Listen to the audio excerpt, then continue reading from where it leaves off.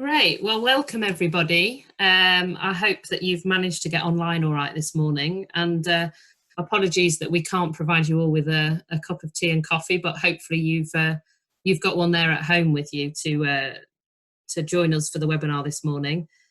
My name's Vicky Tlamuka and I'm the Growth Hub Manager at SEMLEP, South East Midlands Local Enterprise Partnership.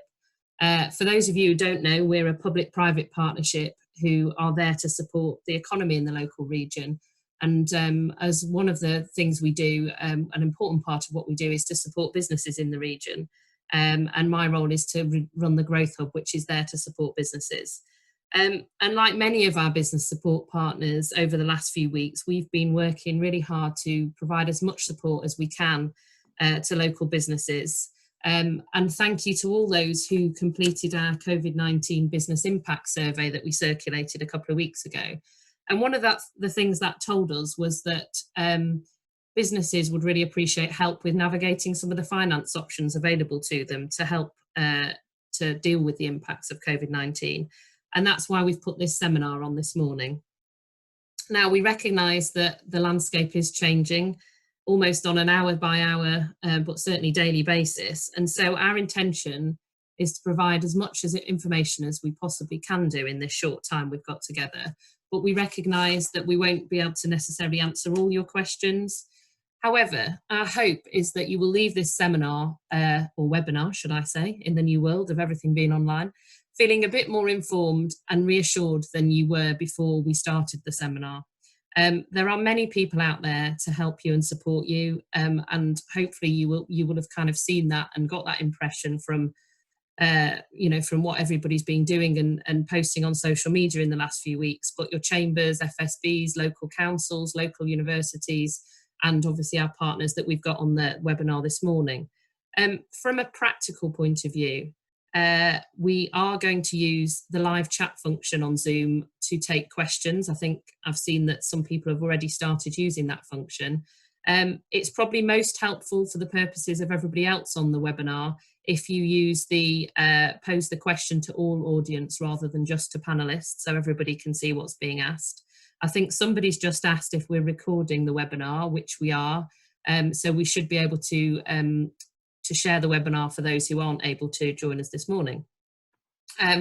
There will be a couple of points during the webinar that we will be able to pose questions to the panel. So I know some of the panel have been responding to some of the queries that have come in so far on the chat, but we'll have a couple of points where they will, I'll put some of those questions to them and we'll respond to everybody in the audience.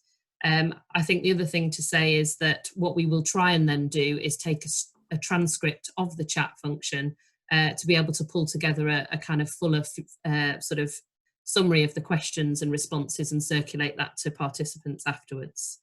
For those where we can't answer all the questions, we'll also have our business advisors on the phones after the webinar if you'd like to discuss anything that we've raised on the webinar in more detail afterwards. Right, I would like now to introduce our panel, who've been very kind to kind of join us at short notice to give some insight into some of the government's financial measures that have been announced over the past few weeks to help businesses to get through the crisis and the impact of COVID-19. For the first part of the webinar, we've got Lewis Stringer from the British Business Bank and John Corbett from Barclays Bank, who are going to talk to us mainly about the coronavirus business interruption loan scheme, but also John can touch on some of the other support that's available from banks to help you. And then we'll move on after a bit of Q&A time to introduce Clive Jones from Luton Borough Council, who will be talking about the grants and the rate reliefs that are available to businesses or some businesses through the local authorities. And we'll finish off with just a couple of words of wisdom from one of our local accountants, Tim Stringfellow, who is joining us this morning from Haynes Watts Accountants, just to kind of round off and a few points of reflection just about the importance of business planning and taking stock amidst the current crisis that we face. So first of all, I'd like to introduce Lewis, who I think has got some slides that will now come on the screen. But I'll hand over to Lewis to give us a short overview of how how the coronavirus business interruption loan scheme works. And I've just had a little thing pop up that we might be experiencing a few technical difficulties with his PowerPoint. So we will try and work on that. But Lewis, if I can hand over to you in the meantime to kind of give us an overview of how the scheme works. Thanks, Vicky, and thanks for the invitation as well. I've got the PowerPoint presentation up on the screen myself. So again, if somebody in the wider audience can just use the chat bar just to make sure that they can see it as well. I'm just going to run through a very quick presentation which talks about the basic information around what we now call SIBLs is and what's available from an SME point of view. I'm going to rely on Sam, hopefully, just to click to the next slide, please, Sam.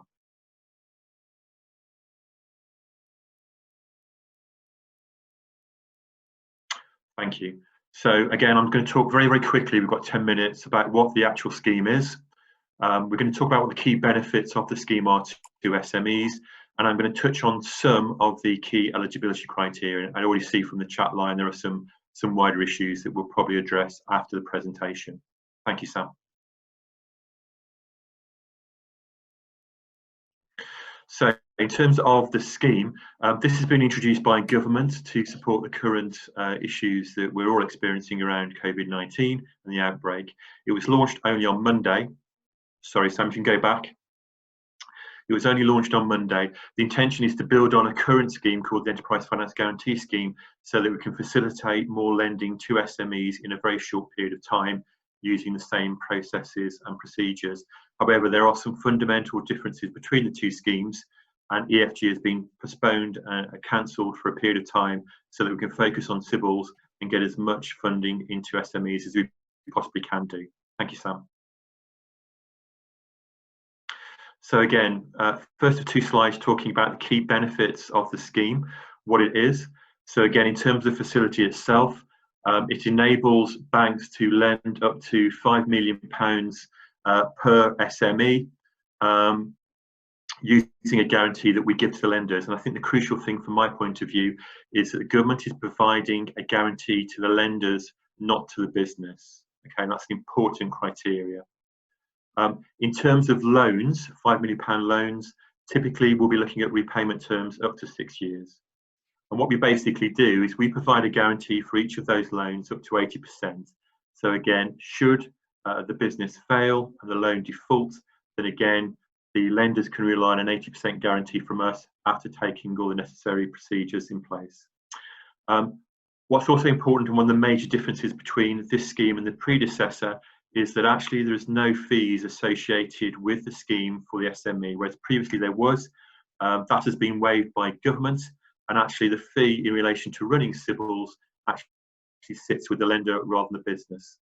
And in addition, and this was only announced last Friday, I believe, that actually government will pay the first 12 months of interest payments and any initial fees associated with setting up the facility rather than the SMEs. So again, government is committed to pay the interest payments. There are maximums there which I can touch on, but that's a level of detail, and also any initial fees, particularly around setting up arrangement fees and also security fees as well. Thank you, Sam. In terms of the finance terms, it covers various types of facilities. One of the main ones is standard term loans, but we can also support overdrafts, invoice finance facilities, and also asset finance facilities. I talked about the loans being up to 6 years. That's also the case with asset finance facilities. In terms of overdrafts and invoice finance facilities, we'll provide a guarantee with the facilities up to 3 years. The important thing, and I've noticed from the chat line that this is one of the key areas, and it certainly has been over the last couple of days, security. Again, we've given lenders discretion not to take security for facilities up to £250,000, but that is very much at the discretion of the lender. Over £250,000, as was with the predecessor scheme, we're expecting the banks and the lenders that are accredited to actually look at the availability of security and be able to test whether or not that security is sufficient for them to do a loan under their normal terms without using the guarantee. But they do have the discretion up to £250,000. What's very, very important, again, as I stressed earlier, is that the guarantee is with the lender. So the government is backing the lender and guaranteeing them against defaults, not the borrower. So the borrower will still remain 100% liable for the loan or any other finance facility. Thank you, Sam. And again, just to reiterate that one of the criteria that we've introduced as a result of the scheme to reflect the current circumstances and the difficulties that businesses are facing is that the government will pay the first 12 months of interest payments relating to the loan and any fees levied by the fund and the lender themselves, typically security fees, etc. That means that small businesses will benefit from no upfront costs and lower initial payments up to 12 months. And again, just to stress that although we've managed to put this scheme in place within 2 weeks, we have been discussing the nature of the scheme, the criteria with the high street lenders in particular and the other accredited lenders. And again, a number of those lenders have given us indications that they'd be waiving those fees in the first place anyway. Sam, if you can, thank you. So again, in terms of eligibility and additional flexibilities for SMEs, just to reiterate, and again, this is a key area for us as well, and one where we've had some feedback over the last couple of days, viability. Now, I know that might sound a very strange thing to say in the current circumstances that all businesses are facing, and we're all facing as well. What we mean by that is that actually what an SME, a business that's looking to apply, needs to bear in mind is that they need to be able to demonstrate that prior to the current circumstances we find ourselves in, they were a viable business. And then what they need to do is they then need to look at how the current circumstances will impact on their cash flow forecast, certainly for the next 3, 6 months or 12 months. And it's that basis of that cash flow forecast to show how the current circumstances are impacting on working capital requirements and other funding requirements that will be the crux of any application to an accredited lender. Again, in terms of security, the scheme is still based on the fact that there is insufficient security for a bank to lend under its normal commercial terms, and that's where the guarantee kicks in. So a bank has to do that assessment, but as I said earlier, banks have a discretion where they want to actually lend under £250,000 without security on an unsecured basis. And what we've also been able to do under the scheme, as opposed to the predecessor scheme, is widen it out to include as many sectors as possible. So although historically most sectors have been eligible for the predecessor scheme, there were 1 or 2 exceptions, notably haulage, agriculture, fisheries and aquaculture. And again, we've been able to include those in there as well. What I should also stress, again, a question that we often get, and I see so on the chat line now, is that actually we've been able to do, in a short period of time, we've been able to do this scheme under what's called a notified exemption. So we've used something called the temporary framework, and that basically means, the nutshell, is you don't have to worry if, for example, you've got other state aid, you've used de minimis up to a limit. It's a notified scheme, so you don't need to take that other state aid, that other de minimis state aid into consideration. Thank you. And on the next slide, and the final slide before the questions, I'd just like to make sure that everybody is aware of the various sources of information that they can go to in terms of accessing support for SMEs. The first one is really about specific information around CBILS, the scheme that I've just talked about. So again, please keep referring to that website. We are regularly on a daily basis, if not sometimes twice daily, updating that information. On that page as well, there's some really useful information, frequently asked questions from SMEs and lenders. So again, we'll continue to update that because there are a number of standard questions that have been coming out over the last couple of days, and you can refer to those questions to give you more detail in terms of how the scheme operates. There are a number of other sources of finance, sources of information there.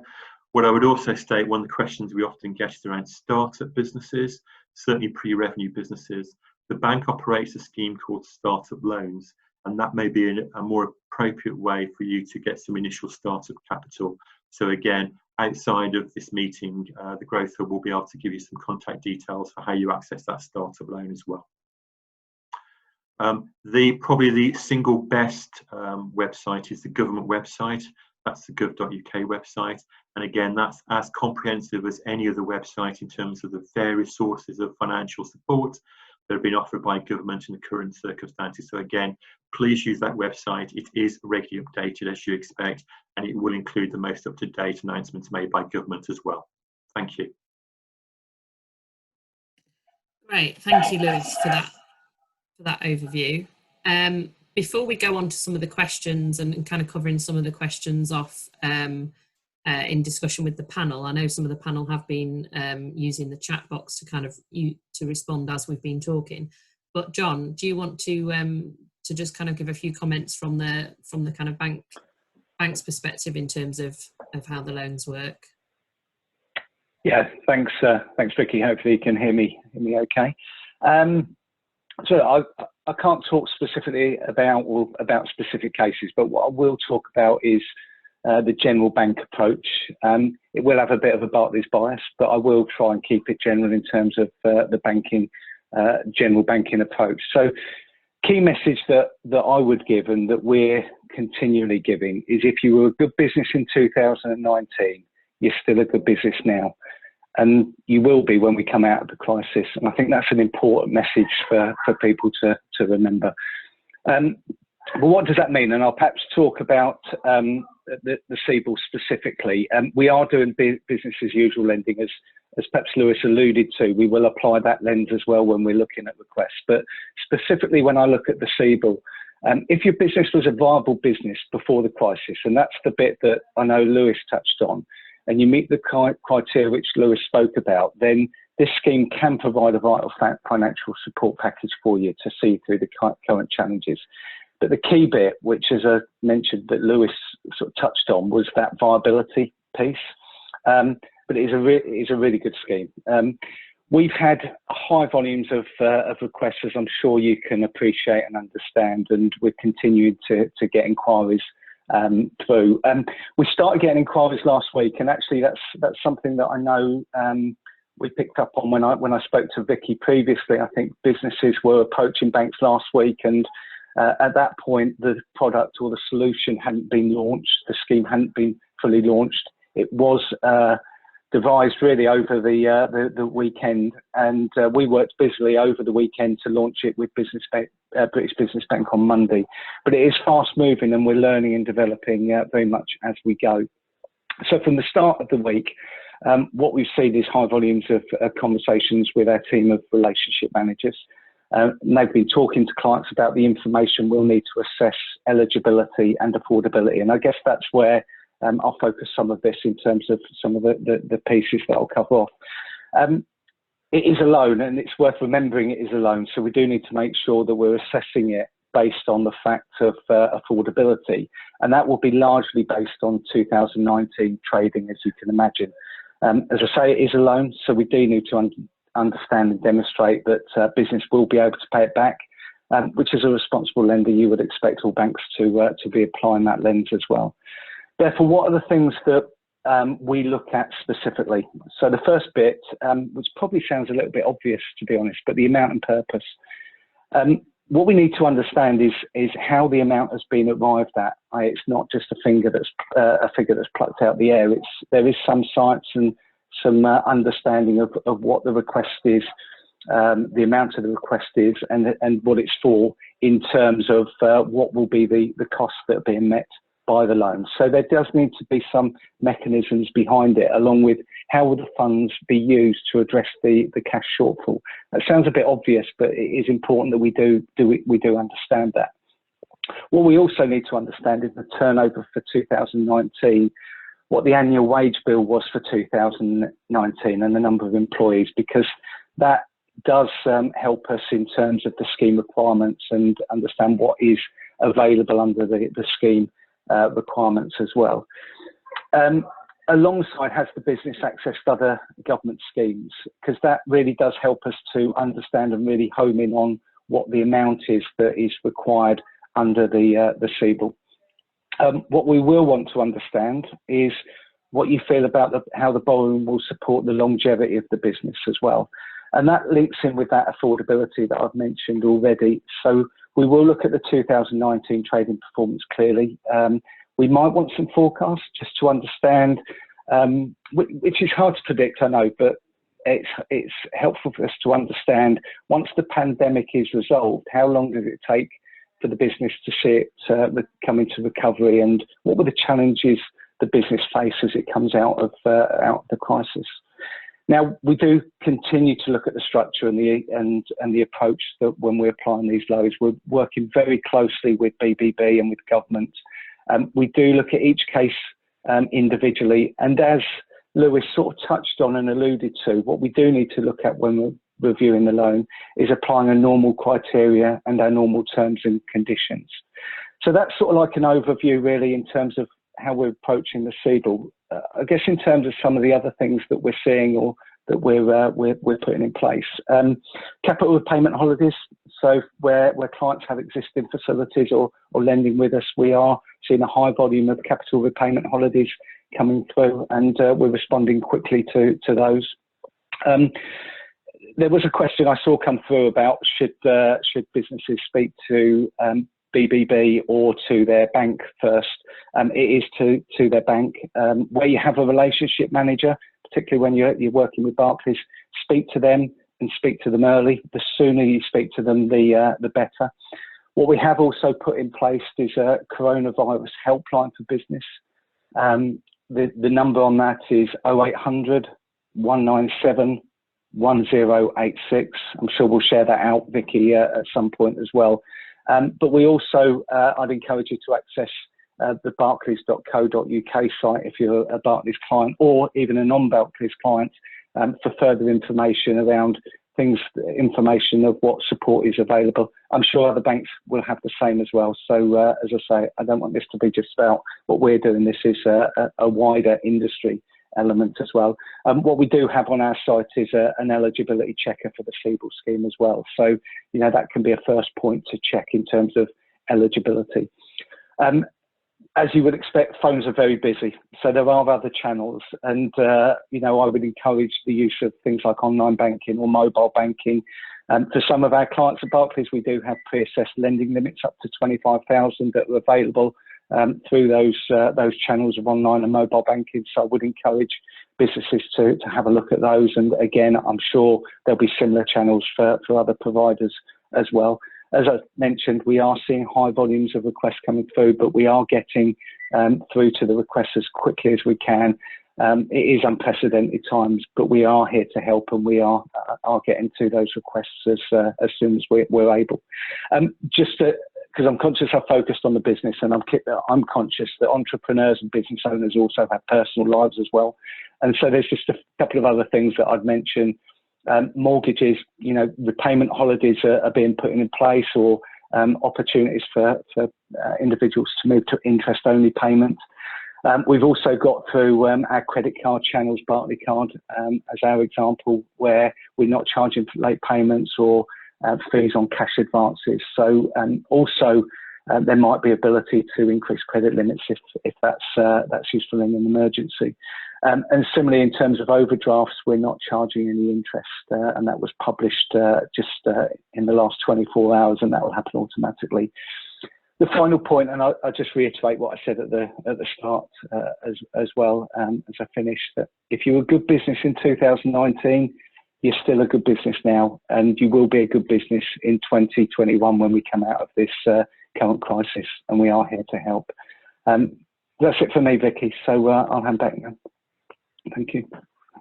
Great, thanks, John, and thanks, Lewis. I see we've had quite a few different questions coming through on the chat and the Q&A while you've been talking, and I think you've probably covered off some of them. And like I said at the beginning, what we will do is try and send out a more comprehensive summary in response to some of these questions after the webinar. But I think one of the kind of a couple of themes that seem to be coming through. One is whether there is any clarity just in terms of how long it's likely to take for somebody to get a decision about one of these loans. You know, I think people recognise, you know, that there is a process in place here, and that, you know, like you've said, it's been pulled together very, very quickly. And I can appreciate that there's a lot of hard work that's gone on behind the scenes from the banks, the British Business Bank, to kind of pull this off so quickly. But sort of what's, you know, to give people a guide, how long are we talking for them to get a decision if they were to apply for one of these loans? I guess that's to be, Vicky, isn't it? Yeah, just a key thing for my time, Vicky, before John, who's a practitioner, talks about it. Then again, I think the important thing to stress, as I did earlier, is that the scheme is very streamlined alongside the existing lenders' way of lending money. Okay, that's the most important thing first and foremost. So what we're trying to do is limit the changes from a practical process point of view. There have already been loans being made on the scheme, which you'll be hearing about over the next couple of days. And bear in mind, the scheme itself wasn't launched until Monday, even though there were some pre-discussions. The actual detail, genuinely, the final detail was only being worked out last weekend.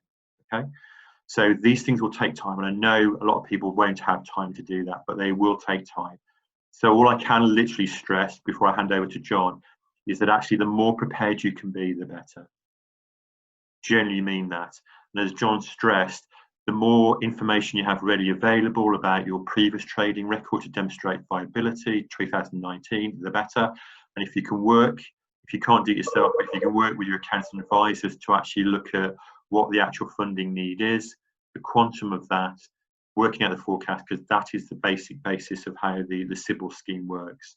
So again, I can't give you a definitive timescale because it will vary from lender to lender, and they are all experiencing massive levels of demand at the moment, which we're going to have to work through and do. But again, the more prepared you can be in the first instance, as I said, with some applications, we've been able to do that for to do loans already. So it very much comes down, the feedback we're getting from those that have been done is the more prepared the applicant can be, the quicker the process is going to be as well. It also helps if you're an existing customer of the lender. I know that's going to be an issue that may get flagged up through the conversation. Great, thanks, Lewis. John? Yeah, and I mean, I would echo some of the points that Lewis has made there. In terms of timelines, it's very difficult to say exactly in terms of the science of what that will look like. You know, we are getting to them as quickly as possible. As Lewis alluded to, we've streamlined the process. We are prioritising requests that are linked to the coronavirus crisis. So things like the CBILS, we are prioritising those to get to them as quickly and as soon as we can.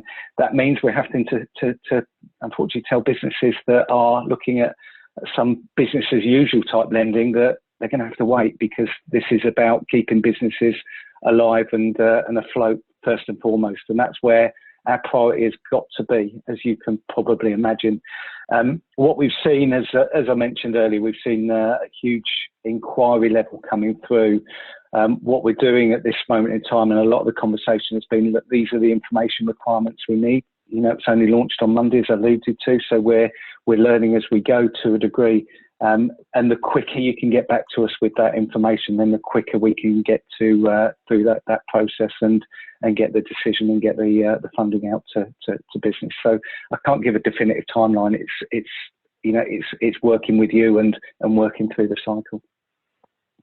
And thanks, John. And I think one of the other questions is, you know, I think both you and Lewis have talked about making sure that a business is well prepared before they kind of go to approach their bank to be considered for one of these loans. And you talked a little bit about the viability, but I think people just looking at some of the chat, I think you know, people are just trying to understand how much preparation that's required, you know, how sort of detailed of a business plan is required, you know, what are the, you know, at one end of the scale, you've got people who have, you know, kind of coming and saying, we want a loan, we don't know how much, we don't know what we want to use it for. But the other end of the spectrum, you could spend 6 months preparing for it. You know, what kind of level of detail is appropriate for this?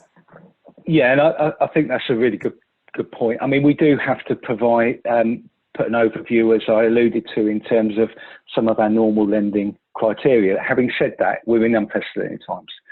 So therefore, we need to be a bit more flexible around that, as you can probably appreciate. So, you know, we need to understand what the viability or the profitability of the business was in 2019. So we will look, you know, as a start point to understand what that looked like. The forecast is a very difficult one, because how long is this going to last? We don't know. So, you know, there's two sides to that. There's one is, well, what is the amount? Because is it for 3 months? Is it for 6 months? And the bit that perhaps we need to understand is, when we do come out of it, businesses won't pick up straight away. There could be a bit of a time lag in that. So it's more around understanding what that looks like for the individual business. It's not about us providing sort of over scientific cash flow forecasts, because it's very difficult to predict. And I think perhaps Tim will come on to some of that as well, in terms of support that might be available for that and some of the thought processes. But the key bit are the things that I've mentioned. You know, the 2019 trading performance. What is the requirement? What is it? What is the purpose? What are the things that you've already done in terms of other access to support that the government have put in place, so that we can really get to the nub of how we can support in the short term. Thanks, John. I don't know, Tim, whether you wanted to come in with anything in terms of that preparation process for businesses, just in terms of any views or thoughts on that. Yeah, I mean, we've had lots of calls from existing clients that have been looking for us to help them with cash flow forecasts, and some of them have done them themselves. Some of them have, and we've just cast an eye over them and said, yeah, okay, fine, that looks sensible to us. And I think as long as people are setting out the basis of their assumptions and using the cash flow forecast that they've generated to actually support the quantum of the loan that they're looking for, then I would imagine that you know, with a bit of discussion with the lender that they've approached, then everybody's going to get comfortable with those numbers. But you know, we certainly have already assisted a couple of clients with putting together the forecast that the banks are looking for. Right, thanks, Tim. And I think someone has asked on the chat whether there's a fact sheet with the information required, so businesses can start pulling that together. And that's certainly something that we can perhaps look at providing. Yeah, I would also say look at the website. The website has some detail. You know, I said the Barclays.co.uk website that has some information around it. But similarly, you know, so other banks will have the same. But you know, that's a start point as well for some of that information. Great, thanks, John. And I think that the other thing that was coming up earlier in the chat was just kind of some confusion that people have got around, and I know Lewis alluded to this, but in terms of whether they are going to be required to provide a personal guarantee for the loan. Someone had even mentioned that they'd been asked to put up their house as security. So the security element, I mean, Lewis touched on some of the criteria. There is some elements around personal guarantees that there's a lot of debate over at the moment, and I think consistently the banks are reviewing that. It is a case-by-case basis, you know, as I alluded to earlier, in terms of what that requirement might be. I can't comment on the individual circumstances around house of security. I've not seen that, and my understanding was that wouldn't be a requirement of the scheme, or a requirement of the banks. That's partly why the scheme is evolved. Whether that's a BAU type lending approach, I don't know, but that's not what not what the scheme would require. Is that fair, Lewis? Absolutely, thank you, John. So can I just reiterate that in terms of the taking of personal guarantees and other security, it is at the lender's discretion. Within the scheme criteria, the lenders have that discretion not to seek security or to check for the availability of security up to £250,000. However, it is the discretion of the lender. The predecessor scheme and this scheme, the lenders are not allowed to use SIBLs and use what we call the principal private residence, which is basically a person's home, as security. So John is quite right that actually under SIBLs, your accredited lender will not be asking you for your house as security. Great, thanks, Lewis. A technical question before we move on to talk about the grants and rate reliefs. Somebody just asked about state aid, just a concern about if they've had kind of Innovate grants, etc. recently, will they qualify for the loan? Yeah. So I've answered that, Vicky, but you raised a good point. So generally in terms of state aid, as I said to you earlier, SIBLs is a notified state aid, okay? So I know a lot of people have other state aid in the background, whether it be for R&D grants or whether it be EIS, SEIS, or actually whether it not just be general business support that's covered under something called de minimis, and apologies for the technical wording. Again, this is the notified scheme. The notified scheme works separately to those other schemes, okay? So you're starting at scratch, and as long as you meet the criteria of the loan in terms of minimums and maximums, which are clearly set out in the documentation, then again, you don't need to worry about state aid. Brilliant, thanks, Lewis. And then just one final question was around people who are kind of in that startup stage, perhaps where the startup loan perhaps isn't quite big enough, but they're in that kind of early stage business. So they haven't necessarily got that kind of, sort of strong history in terms of trading. How would they be kind of viewed for the loan? Good question, a question we often get. Again, it'll be an assessment by the lender in terms of the viability of the business.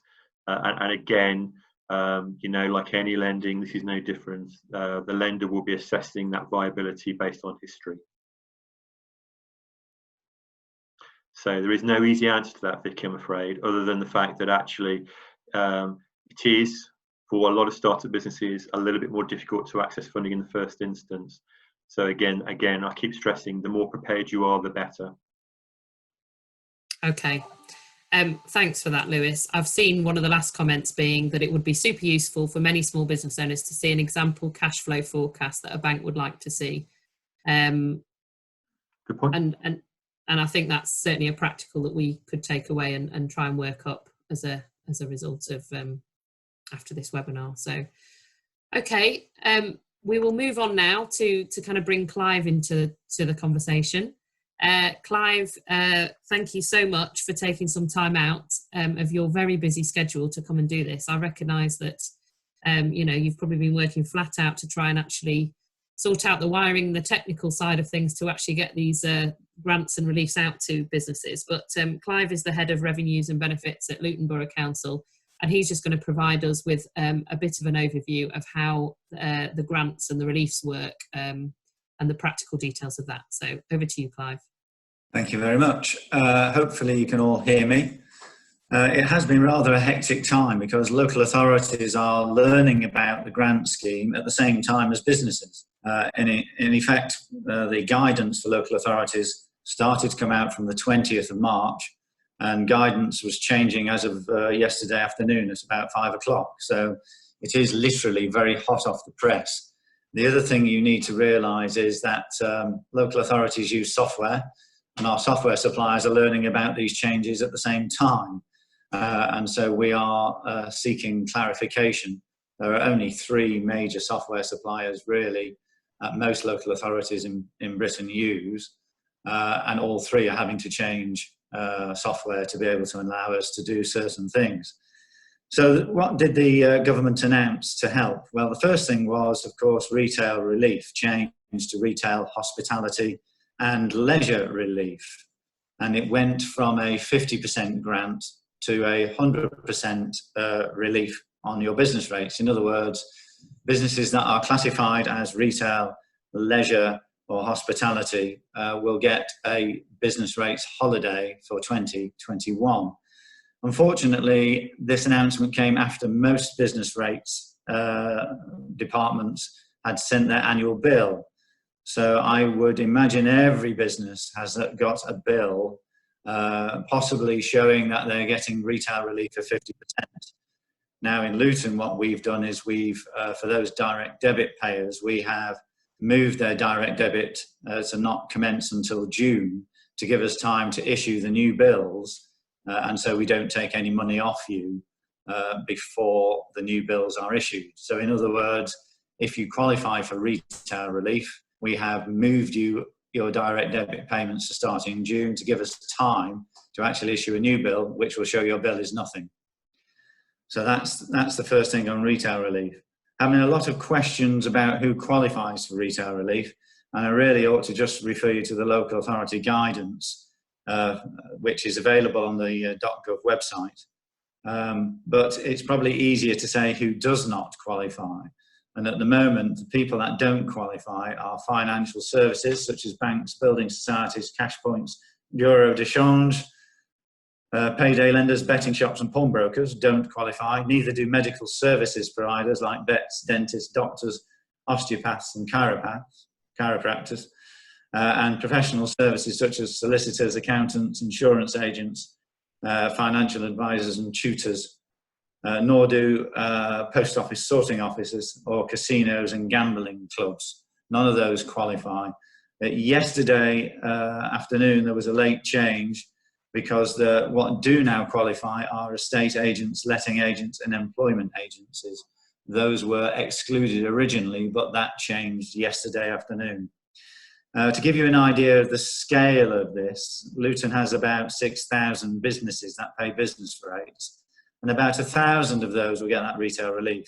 And that equates to a relief of a value in rateable value terms or charge terms of about 21 million out of the 80 million that people pay in business rates. So that retail relief is a significant amount of money that government have made available to those people in retail, hospitality and leisure. The other two schemes, which are the more new schemes, because they're not an existing relief that's just been expanded, are the schemes that involve grants. The Business Support Grant Fund for small businesses and the Retail Hospitality and Leisure Business Grant Fund. Let me deal with the Business Support Grant Fund for small businesses. So if you are in receipt of rural rate relief, or you are in receipt of small business rate relief, that means your rateable value is 15,000 or less, you will qualify for a £10,000 grant. This is subject to the state aid rules of €800,000. And so if you are a big retail chain, you might infringe on those rules on state aid, and when we issue the grant, we will be asking you as business ratepayers to confirm that you don't infringe state aid rules. We are busily working on, in Luton certainly, and most local authorities are going to do it through their rating software, and we will automatically issue to every small business rate relief payer the grant and asking at the same time for that to confirm with state aid rules. So that's the Small Business Support Grant Fund of £10,000. The Retail Hospitality and Leisure Business Grant Fund is split into two. For those people that qualify in those sectors of retail, hospitality and leisure and have a rateable value of up to £15,000, you will get a £10,000 grant. And for those that are above a rateable value of 15,000 but below 51,000, you will get a £25,000 grant. Again, our intention is to do that automatically. They are again subject to state aid rules. And again, you'll be asked to confirm when we do that. Now, there are a couple of they're not insignificant issues in awarding these grants. The first one is, of course, we will be sending the bill and the grant notification to our registered ratepayer. Now, a lot of businesses use rating agents rather than ratepayers, and so we may not have the bank account details. If we've issued you a refund in the past, we do have your bank account details to issue this grant. But if we don't have your bank details, we will be writing to you. Hopefully we've got your email address these days. Most of our customers, businesses give us their email address, and we'll be emailing asking you to confirm the state aid and to give us your bank details so we can pay the grant.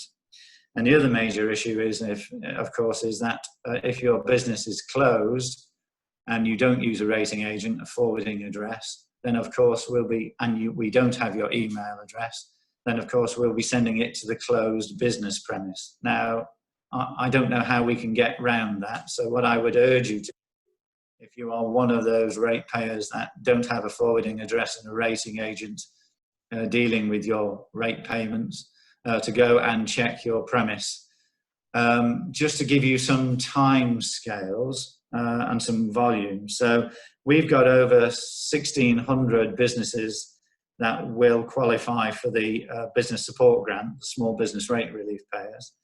And we've got about 600 businesses that will qualify in Luton for the leisure and retail grant. So it is a significant amount of work that we are having to manually award. And if I tell you that we normally have 2 people in Luton that administers business rates, and one of those has got coronavirus, you can see that the local authority is under quite a significant amount of stress. And all the other business rate people are working remotely from home where we can to protect our staff. But we do hope to get the majority of these grants out by the middle of April, and certainly at the latest by the end of April. And I'm sure most local authorities are working day and night, as we are, to get these, to identify the people and to get those grants out. If you think you qualify and you don't get a notification in April from us asking for your bank details and confirming the state aid rules, then by all means do contact your local authority. Likewise, if there is an error in the valuation list and you think you've been misclassified and you should be classified as retail, we are reviewing every one of the 1,000 people that we're giving retail relief to make sure they look like a retail outlet. But if we miss one, by all means contact your local authority. But resources are very stretched at this moment in revenues and ratings departments, simply because we've also got things like council tax reduction to change for vulnerable people in their homes that are struggling to pay council tax. So it's not the only thing that we're dealing with currently. And I think, finally, if you type into any search engine COVID-19 support for business, you'll get the .gov webpage pop up, and all the local authority guides that we're using to administer these grants and the retail relief are there. There is no more published documentation. We don't have any more detail than what's on those websites. So, you know, there isn't a magic book of further information. So do bear with us. That's all the information that we have from central government at this time. I think, Vicky, that's probably... Brilliant, thank you, Clive. And I do really appreciate you taking time, you know, the time out to kind of come and answer and explain a bit more about this for us. So we've had quite a few questions come through, and I'm just trying to think which ones would be the most useful to kind of pose. I think one of the areas that people have asked quite a bit about is where they're in serviced offices and they're not then paying the business rates directly, and just sort of some clarity about whether they will or will not be eligible for the grants. Yes, it is a little bit confusing. The grants are payable to the ratepayer. It's as simple as that. So if they are down as the ratepayer, then we can issue a grant to them. They're not issuable to anybody else. So if they're in a serviced office and they're just paying a rent, they're not paying rates. So if you pay business rates, you will be entitled to the grant if you're in the sectors that get it, or you're getting small business rate relief or rural rate relief. I should also say it also applies to nurseries. That was a late addition. So if you are a nursery, you'll get the 100% retail relief discounts as well. But you have to be the ratepayer to get the grant. So if you're not paying rates, then we won't be able to award the grant.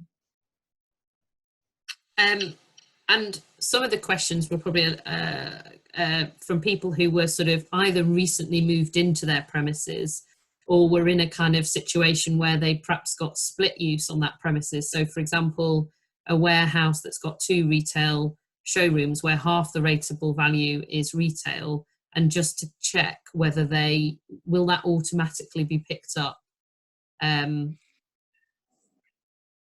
or do they need to sort of clarify?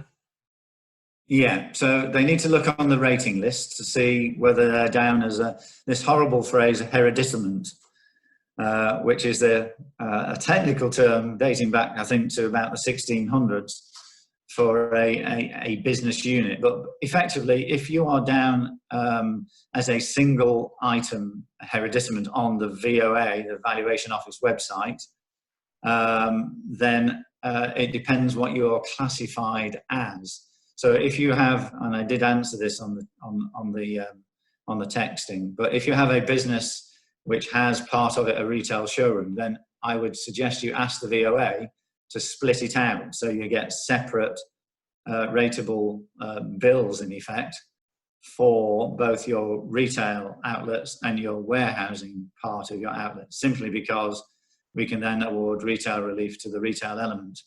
My best advice is to talk to your local authority if you think you have a single rateable value which includes multiple use, and they will advise you appropriately. But it is the VOA that do the splits and mergers.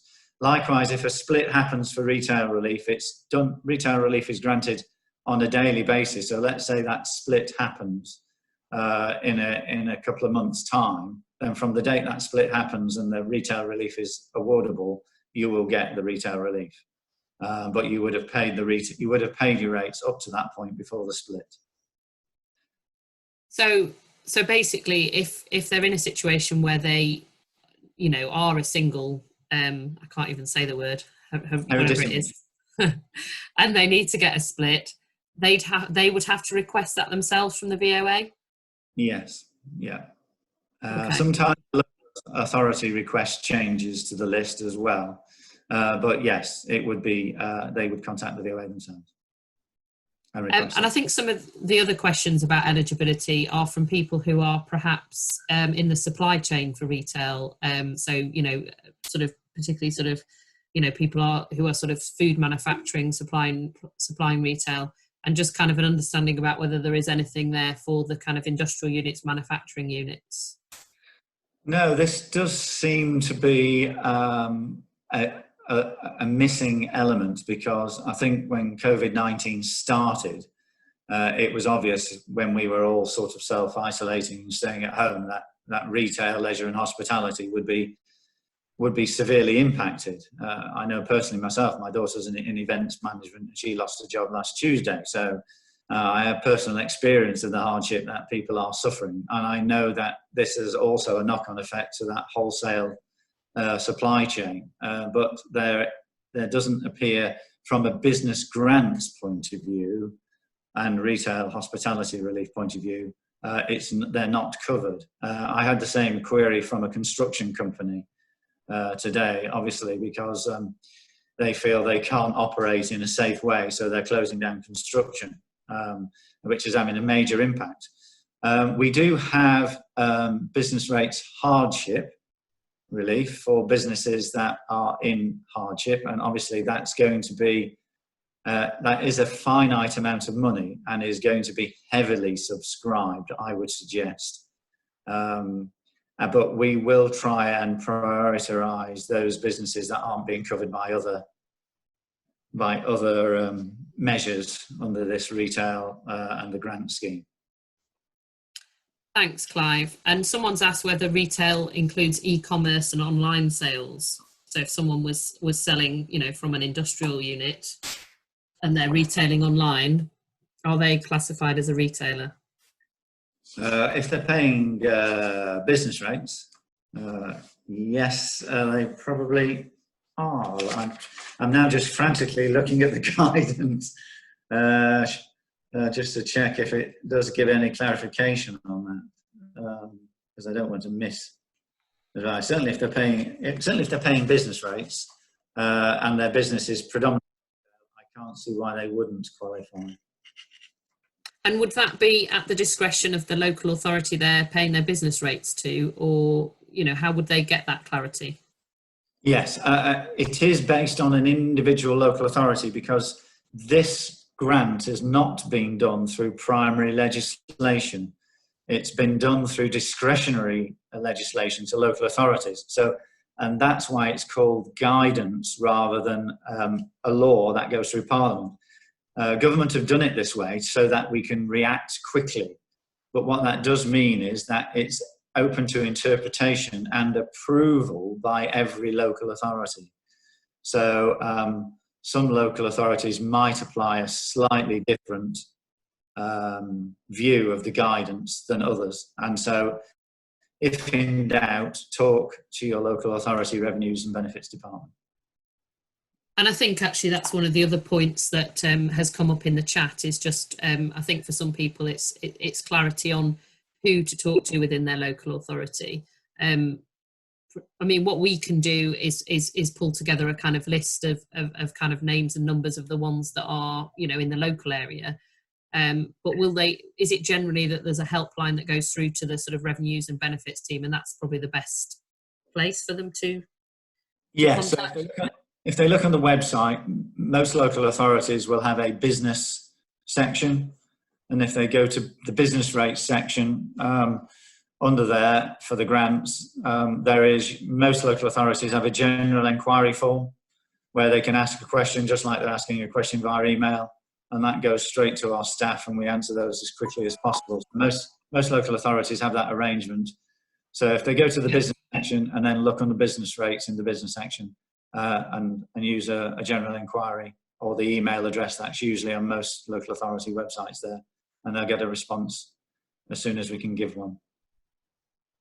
Brilliant, thank you. I mean, I see there's quite a few different sort of scenarios that are coming through, but I think one of the things that I think you have clarified is that the grants are only available to people who are in those specific categories, who are, you know, either eligible for the sort of retail relief, you know, and up to a certain value on their rateable value of their premises. And I think, you know, a point's come through that people feel like, you know, what about those who aren't in a premises or in a serviced office, that they can't sort of benefit from the grants.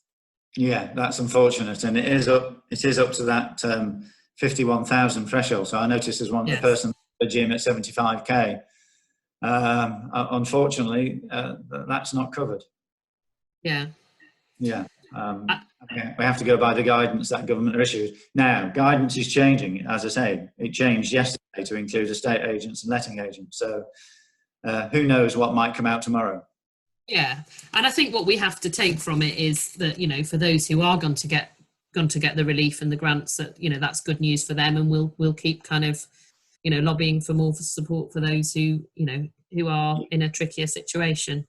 So thank you, Clive. I think that's been really, really helpful. And what we will do is try and circulate a kind of list of the local authorities in this area and the contact numbers for people to have those more specific queries directly.